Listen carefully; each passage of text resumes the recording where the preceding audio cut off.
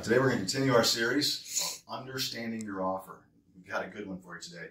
I'll give you a little background on this one. This is from a traveler of ours who worked for us for about 3 consecutive assignments. Great nurse, really solid. She's a day nurse, so challenging to recruit for her because she was very specific on where she wanted to go, but needed an ER job that was days only. And you guys that travel in the ER know how infrequently those jobs are available. So she jumped on a job, and we were obviously disappointed that she was going to head out. By the way, she's back with us again now, but that's a good ending for another story.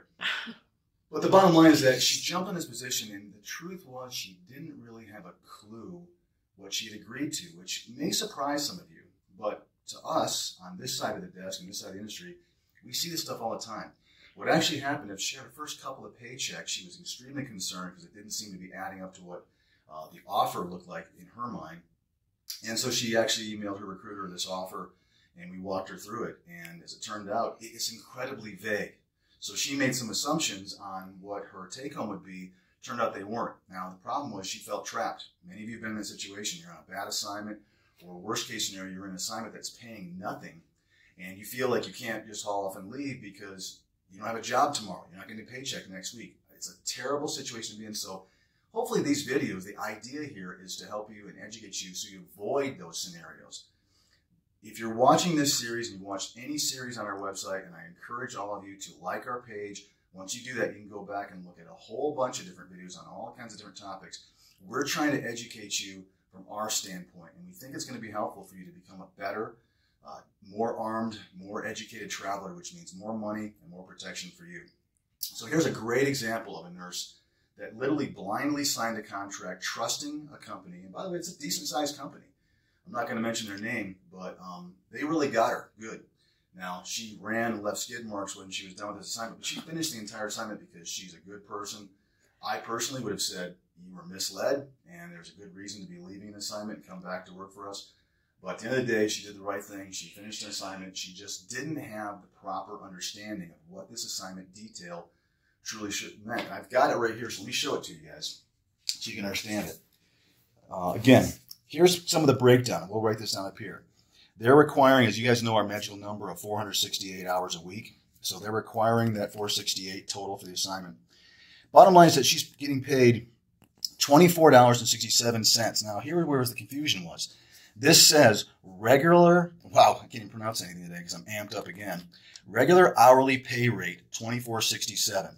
Then if you kind of come down to this line, it says minimum wage hourly pay rate, and it says $7.25. They put in some other stuff in between, but here was the confusion. Our nurse assumed that this was probably a taxable amount and that this $7.25 was an additional tax-free amount. Turned out that wasn't the case, and I'll explain that in the board here in a second. It mentions here that she's also getting, here's how they worded this, combined per diem / reimbursement. Doesn't say for what. It's very vague. It doesn't follow the GSA website, but it says must work a minimum hours per week. So assuming that if you don't work your 36, which is what it shows, we don't know. Are you going to get any of that? Are you going to get all of it, a portion of it, the percentage of it? It's hard to say. A couple other things that really aren't that important. They're doing a maximum travel of $240, so 120 on the start, 120 at the end. Again, no judgments in here, and no judgments on my opinion on how much this thing pays. It is a low-paying position as far as what we see in a national average, but that's not the point of today. The point of today is to really look at this stuff. I hope you guys got a good look at this because there's an incredible amount of vagueness in this assignment. You can't tell anything. It's the way they've worded some things. It's vague. So I understand why this nurse didn't understand her offer, which is what I'm hoping to educate you on.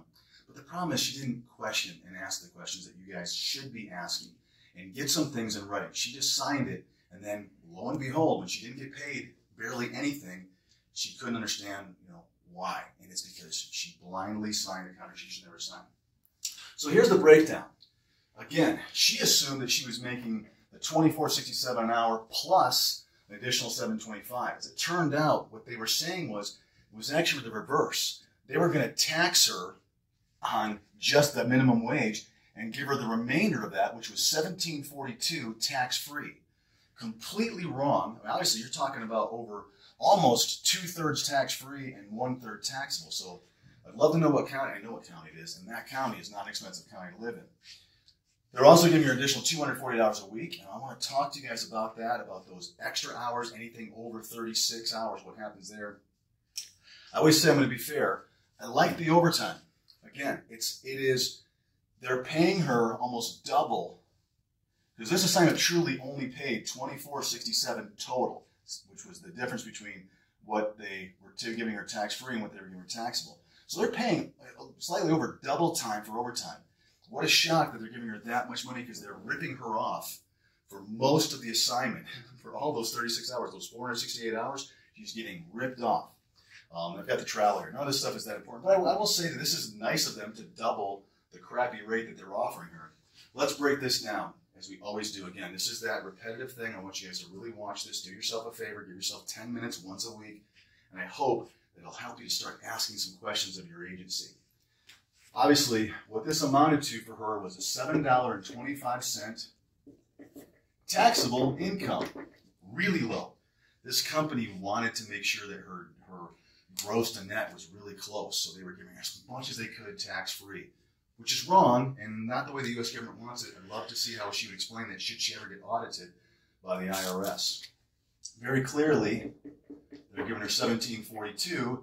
In this case, I shouldn't say very clearly, because you couldn't tell. I've got question marks on this because she didn't know. This is what it turned out to be, for a combined total of $24.67, that top amount. This $240 a week actually amounts to $6.67, I'll round that up, for a combined income of the whole assignment of $31.34. Again, my point is not to judge the price. That's for you guys to do. But the point of this one, and what has absolutely got me, again, amped up today, is that offer that I showed you guys is so vague that you are crazy to sign it. And I'm not trying to, this nurse is probably watching us, and you know I love you, and I won't mention your name, because I'm glad you're back. And thank you for admitting that you just kind of blindly did this, because I think more of you guys are doing this sort of thing. Clearly, a very smart, very well-educated veteran traveler signed a contract that she never should have, because she trusted a company. And besides our company, don't trust anybody. And don't trust us, but trust, and my famous phrase around is trust and verify. Once you've trusted somebody, verify that what they say is accurate. And that's how you stick to people, and that's how you end up having a lot of people that stay with your company, and you have the retention that we do. Because once you come to work for us, your checks look better, they look different, and we prove every single day what we put on this board. So here's the bottom line, and the thing I really want you to really notice. We talked recently, I did an interview, we talk about what's called extra hours. Well, I'll just put it that way. What do I mean by that? What I want you guys to really pay attention to is, I want you to think all these offers come through with the assumption, and they kind of push you towards thinking about what it looks like on a 36-hour work week for those of you that are working 12-hour shifts. I want you to start thinking about what happens between 36 hours up till you start, getting overtime. So what do these 4 hours look like? And it doesn't matter if you're working 15 minutes of that, or 2 hours, 2.5 hours. This contract, once again, will pay you just this figure. This part, this extra $667, is a weekly amount. You don't get that. So instead of really making $31.34 for hours, from this 4-hour period, if you should work over 36 hours, all you're making is $24.67. And here's the thing I hope you guys really listen to. None of us agencies have a reduced bill rate for these amounts of money. It's the same, which means we're making the exact same amount of money from hours 36 to 40 as we did from 0 to 36. So ask yourself a question. Why is it that you are reducing those hours simply because a company has decided to put this into a weekly lump sum, which also is wrong? Well, actually, it's kind of right. I shouldn't say that. They're doing it the right way from the IRS standpoint, but they're doing you a very big disservice by keeping that money. This is your money. With our company, we would have the total amount that you're making, and you would get all of that. And there's a few companies out there that do this, but this has become the industry standard, and you guys need to stop settling for it. A lot of you are asking me, well, what do I do if this is the way my company presents it? And here's a great response.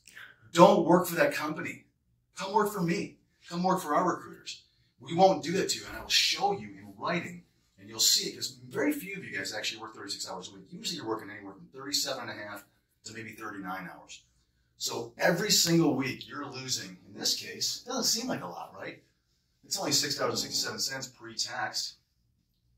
You start adding that up of over 52 weeks a year and how many hours you're working, it's thousands of dollars that you're just letting a company keep.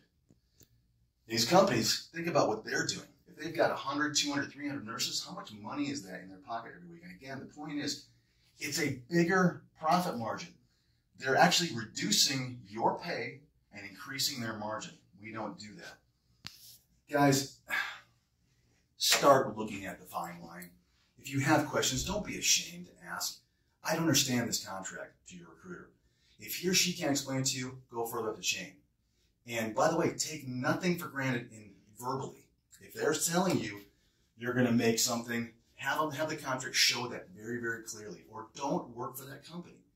You guys, again, the point of this video and the point of our company, we are absolutely and consciously trying to make a difference in this industry. We're trying to do things differently that you guys have just started to assume as an industry standard. Guess what? It's not with everybody.